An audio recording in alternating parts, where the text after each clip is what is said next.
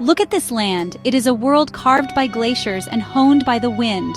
A place where the sky feels impossibly close and the air is thin and crisp. This is Ladakh.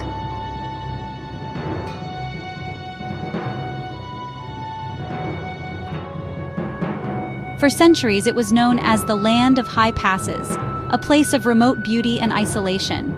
But look closer. This is not just a land of mountains and deserts. This is a land of people, of quiet faith, of ancient traditions woven into the fabric of everyday life.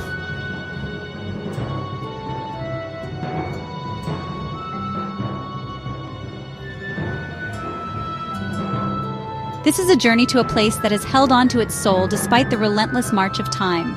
A place that has absorbed the best of its neighbors, India, Tibet, and Central Asia, and forged a culture entirely its own.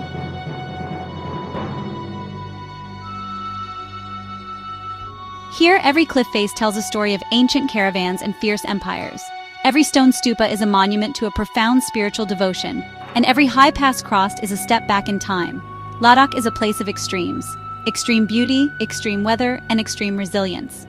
It is a land that forces you to slow down, to breathe, to simply be present. This is not just a documentary about a place on a map. It's an invitation to a different way of seeing. To understand the story of Ladakh is to understand the strength of the human spirit and the quiet power of a world beyond the mountains.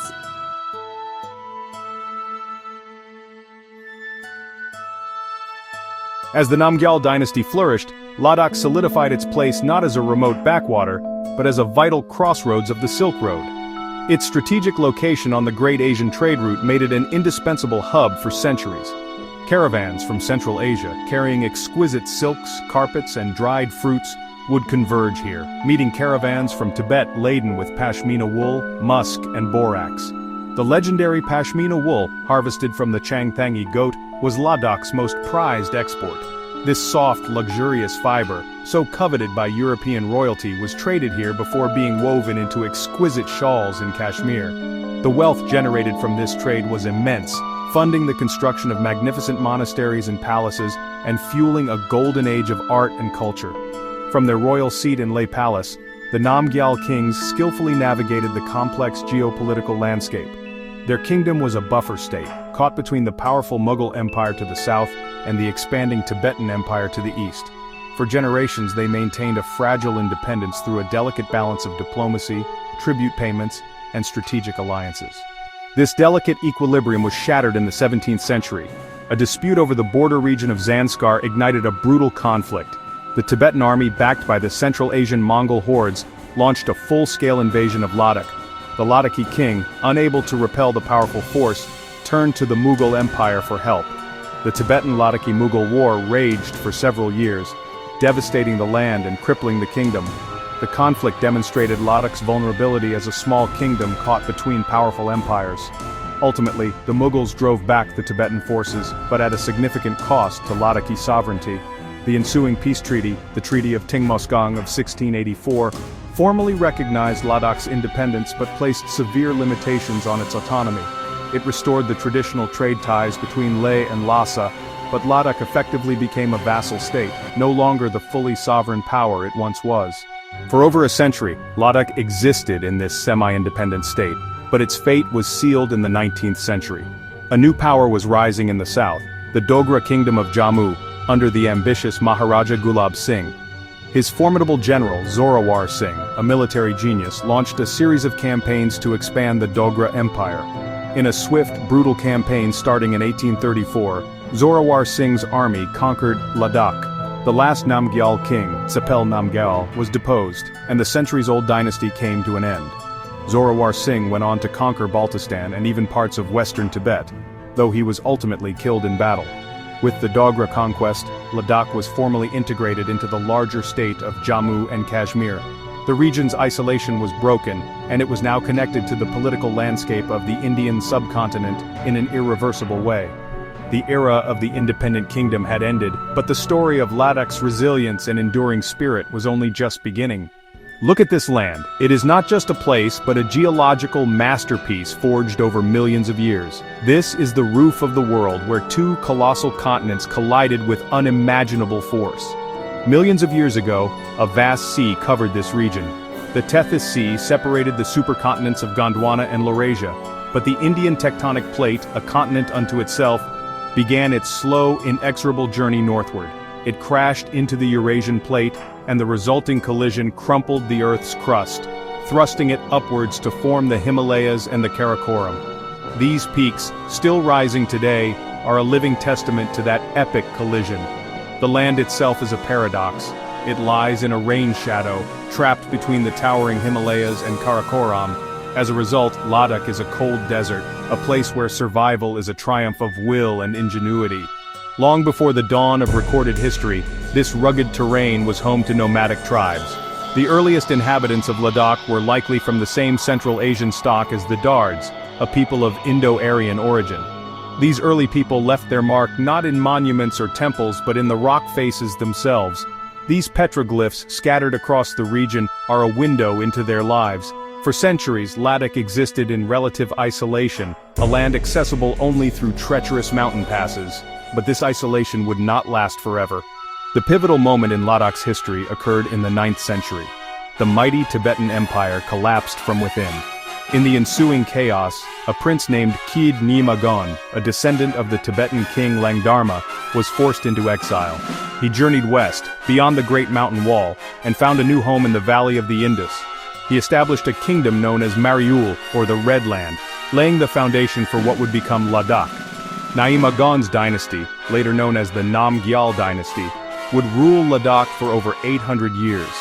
This wasn't just a political shift, it was a cultural transformation. The arrival of the Tibetan royal family coincided with the second spreading of Buddhism across the Tibetan plateau.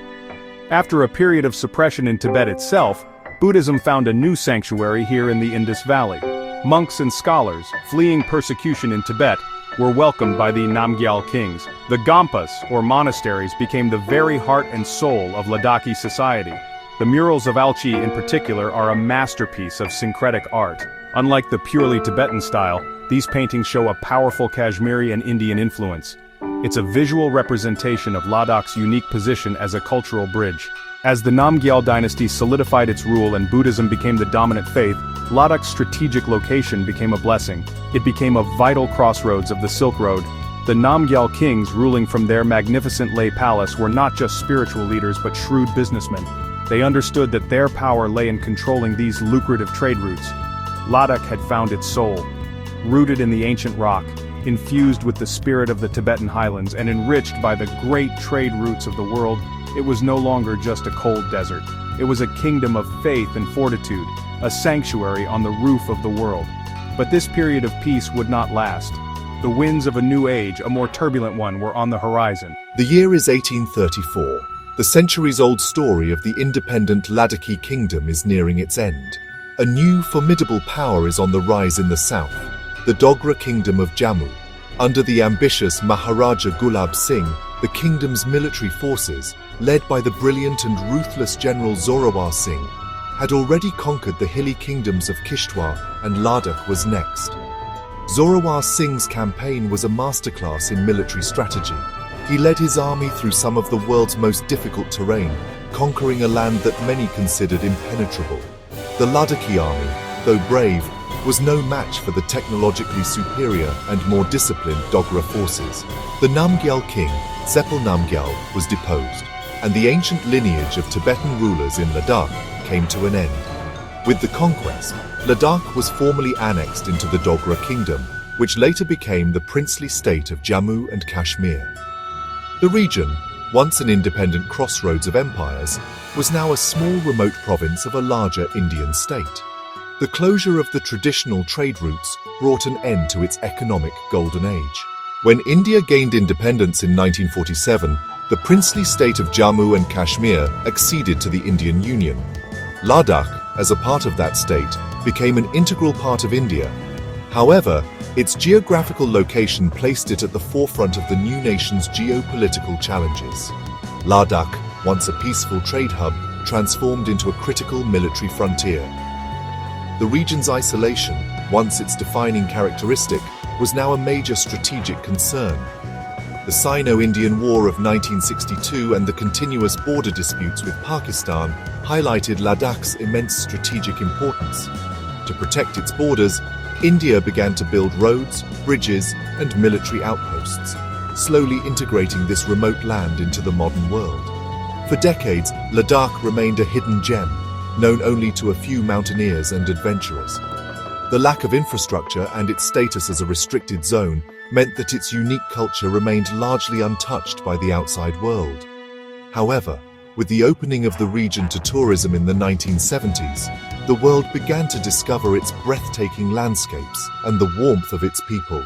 For over 70 years, a section of the Ladakhi population had been demanding a separate administrative identity, arguing that their unique culture and needs were neglected within the larger state of Jammu and Kashmir. Their aspiration was for direct governance from New Delhi, which they believed would lead to faster development and greater autonomy.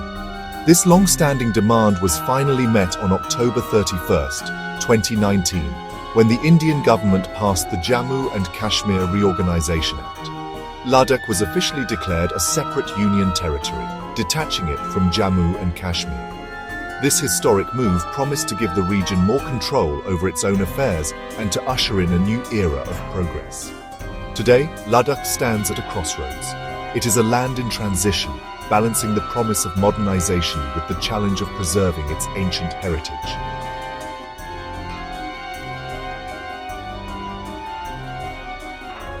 The influx of tourism and development brings both economic opportunity and the risk of cultural dilution and environmental degradation.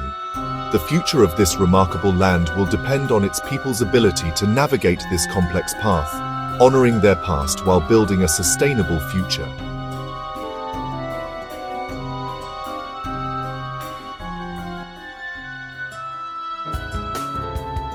Today, Ladakh stands at a pivotal moment in its long and storied history.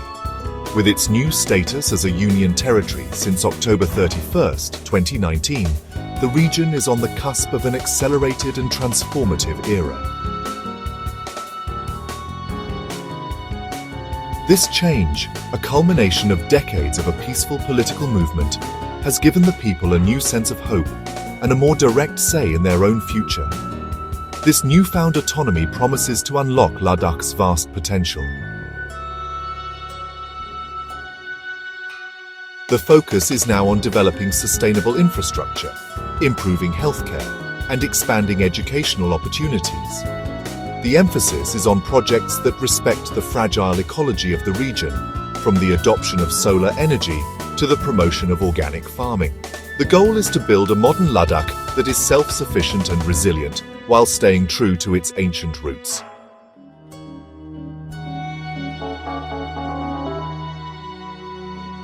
But progress brings its own set of challenges. The increasing influx of tourists, while a boon to the local economy, puts immense pressure on Ladakh's delicate ecosystem.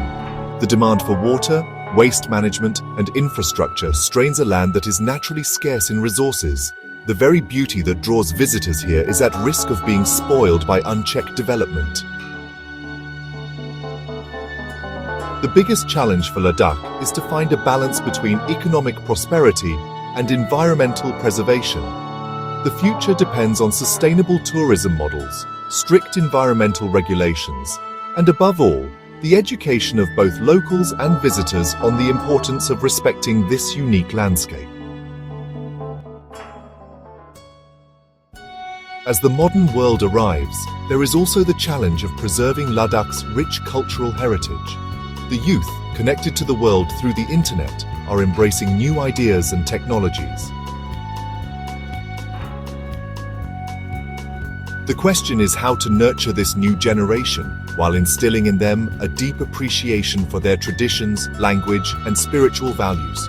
The future of Ladakhi culture lies in the hands of its youth. Ultimately, the story of modern Ladakh is a testament to its people's enduring spirit. They have survived invasions, political upheavals, and isolation. Now, they face the challenge of prosperity. Their ability to integrate modernity without losing their identity will determine the next chapter of this incredible land. Ladakh's history is not just a story of the past.